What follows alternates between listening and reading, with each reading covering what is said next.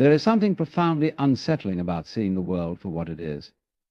It is as if a veil has been lifted, and in that moment, everything that once felt certain, solid, and familiar begins to dissolve.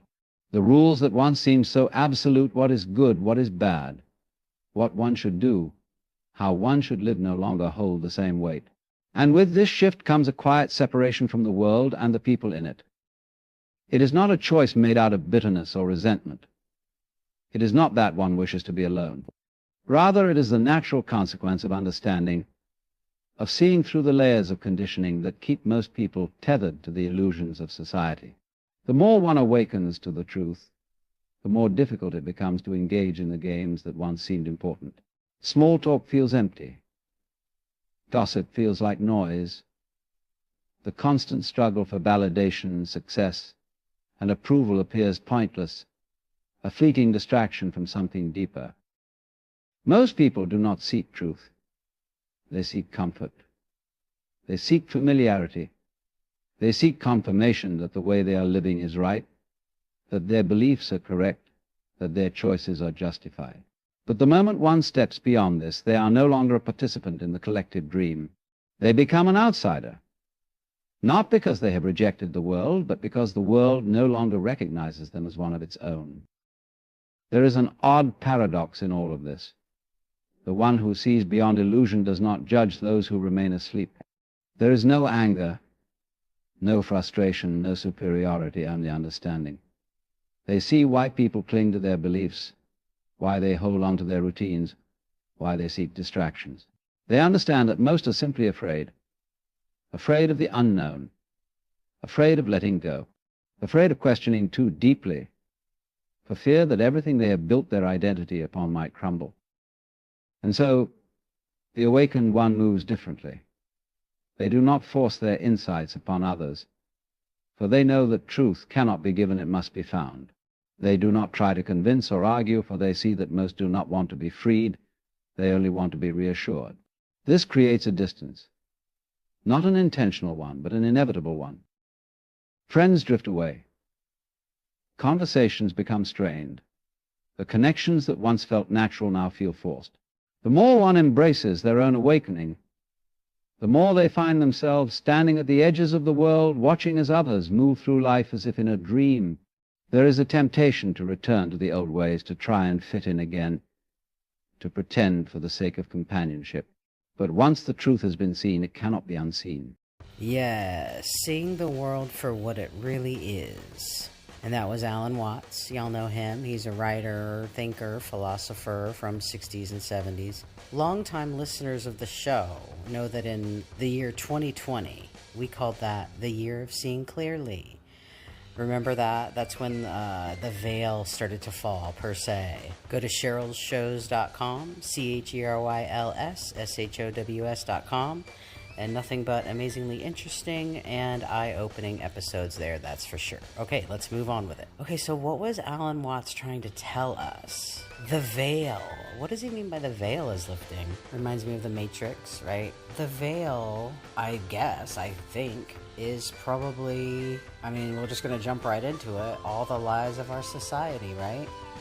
All of the human constructs, the veil of our society, TV, movie, what's really going on? Where are us humans really from? What is our planet really about? Why is there even something called forbidden knowledge? Why is our entire existence covered in distraction and lies? The veil. So the veil is starting to lift. And Alan Watts knows what's up, I'm sure.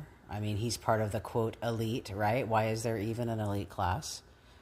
So he probably knows, sometimes people speak in riddles, right? So the veil, yes.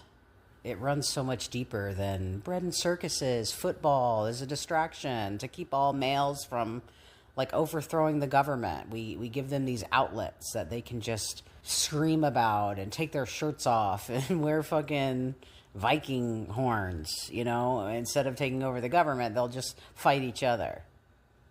What about the other people? Oh, that's, the government, divide and conquer. But let's move on. The veil. So now we all know what the veil is, right? It runs so much deeper than, like I said, divide and conquer. It runs so much deeper than like TV is programming or whatever, you know? Literally, we're being distracted and thrown off the path of literally the meaning of our existence. And it's known, it's out there. It's like fucking saddening sometimes, you know? And it's makes me angry sometimes. But you know, it's like the Truman Show. If you really, really want to escape, and if you really want to know, the answers are right there. You just have to sift through all the fucking shit. And a lot of people don't want to do that, including myself, right? Where do I begin? I don't know, but if you really thought about it, we could probably teleport out of this fucking world. You have no idea. We could be in a video game called Good and Evil. You have no idea. Okay, so let's move on. The veil runs deep. Yes, okay, the next point that he spoke of is how it's scary to not buy into all this shit. Thanksgiving, Christmas, and run around, and you need to look like they look like on TV. If I'm not a mom, and if I'm not stressed out in the kitchen cooking for my family, and I'm, doing all this shit that you see on film, then I'm not worthy. Okay, it's horrible. It's a horrible existence, but it's comfortable. And Easter, Christmas, church, football, politics, left and right, it's very clear cut. It's easy.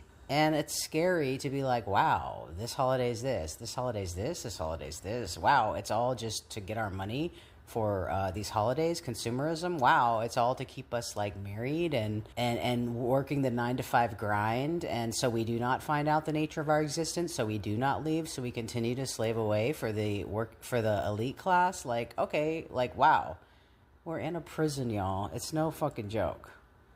Like, if you just take 10 seconds to think about it. I remember the day it hit me, because I would love the film The Matrix. Oh my God, I did an episode on it and all this shit and blah, blah, blah. And like, I feel like I understand it too, I really do. And I was like, what? We're not slaves. Like, I was like, oh, this is like a cool movie, like allegory or maybe something for the future. And I was like, but we're not born into slavery. And then one day, I don't know, it just hit me like a ton of bricks. And I was like, holy fuck, we are born into slavery. Holy fuck, we are just workers for the elite class. That's it. We keep this society going. And we are slaves. And we're treated like shit. And not valued. And gaslit. And I can go on and on. Abused. Like, manipulated. And I don't know, it just hit me like a ton of bricks one day. And I was like, holy fuck. And everything just shifted for me then. But yes, it's scary. It's very scary to, like, my life is altered forever for looking at this shit. I see a film for what it is. I spot propaganda everywhere. I spot divide and conquer. I understand why they're doing it. The Romans, nobody else seems to understand. And, films are ruined for me. I still go to the movies, take myself to the theater all the fucking time. TV shows are ruined for me. Commercials, can't tolerate them. I don't even have the TV on because, I don't know, I just don't want it on. Conversations, definitely ruined. Like, nobody, and I don't bring this shit up, but whenever I hear people fighting about left and right, I'm like, do you guys understand? Like, they want you fighting, and this is the Romans, divide and conquer, and I'm crazy. So it's horrifying. I get horrified all the time by people who are scared. And then I just don't push it, why? It's like the Matrix also. You can't be told what the Matrix is. You have to see it for yourself. And that is like, but it just hit me one day. Okay, let's move on. What else? Oh yes, unfamiliar is the next point, but we kind of already touched about that. It feels unfamiliar, Like, my life right now is unfamiliar. It's like, cool, okay, yeah, we can do this holiday. But it's like, like, do you guys really want to know what it's about? Or like, no, or whatever. Nobody's ever said no, but I'm just saying, like, nobody wants to hear that shit. Like, oh, wow, how much money did we spend? Okay, well, this shit is just made to get our fucking money. It's just made to, like, keep us controlled and in the house. Like, nobody wants to hear that shit, and I don't want to say that shit. But my life is unfamiliar. Like, I don't, like, enjoy holidays like I used to. I don't enjoy film. I don't enjoy TV. I just enjoy, like, sitting and stretching and breathing. Okay, what's the next point? We're almost done. Oh, yeah, so it kind of is the same thing. He spoke about the quiet separation from the world and the people in it. And that's just what I was saying. I don't know if anybody out there feels like this, but it is just this quiet separation. There's no anger, there's no nothing. It's just like, okay. Like, I still have my same friends, and I love my friends, and I'll have those friends. But we just don't talk about this kind of shit, And we have fun, and it's fun. But yes, loneliness and solitude is another point he touched on, definitely. I don't know. There's a lot of fun to be had to talk about celebrity drama or football games or fucking whatever. And whenever you just see it all as distraction and they're all soldiers, and it's just crazy, man. I just can't like the Puff Daddy, just big distraction and fucking... I'll go on and on. Maybe I should do a current events again. Okay. That sounds good. Yeah, I'm going to do that. Let me see. What else did I write? I think that's pretty much it.